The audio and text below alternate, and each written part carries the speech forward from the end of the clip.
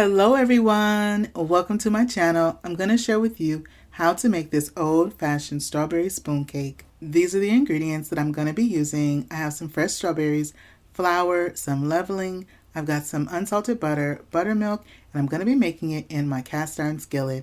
I put my 1 stick of unsalted butter in my oven at 350 and let it melt. While it's melting and the oven is heating up, I go ahead and I slice up my strawberries. I'm going to be using 1 cup, about 8 ounces of strawberries. This is what they look like, and I like to slice them. Then I add in 1/3 cup of light brown sugar. I'm going to mix my light brown sugar in with the strawberries just until the strawberries are evenly coated with the light brown sugar. Then I use my potato masher. You can also use a fork, and I gently just smash the strawberries just a little bit, not too much. I want to release some of the juices, but I want to leave most of the strawberries whole.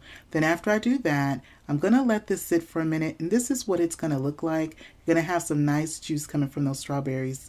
Now in my bowl, I'm going to put some regular unbleached all-purpose flour. I'm using a 1/2 cup measure, but total I put in 2 1/2 cups to make 1 cup. Then my leveling was 1/2 teaspoon of baking powder, 1/2 teaspoon of baking soda, and I'm putting in 1/4 teaspoon of salt. Then I go ahead, I'm going to give that a stir. I'm then going to add 1/3 cup of light brown sugar to my flour mixture. I'm going to break up the light brown sugar to make sure it's evenly distributed all throughout the flour. Then I'm going to add 1/2 cup of buttermilk. Be sure to shake up your buttermilk before adding it to your bowl. This recipe for spoon cake has been around for many years and sometimes goes by different names depending on the variation or the region in which you live. My grandmother made many types of spoon cakes depending on what fruit was in season.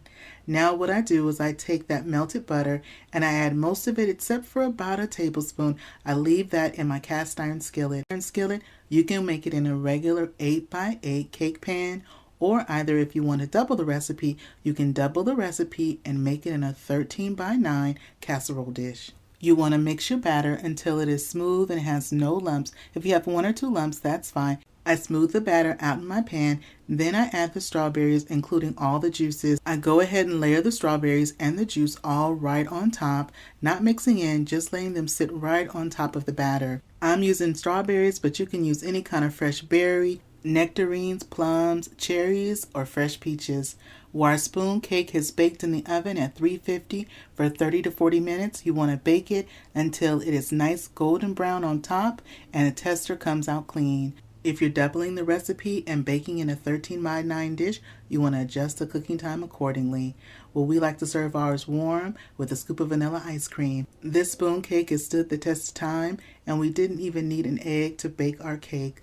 List of ingredients will be in the description box below. Don't forget to show this video some love, give it a thumbs up, like, share, subscribe for more.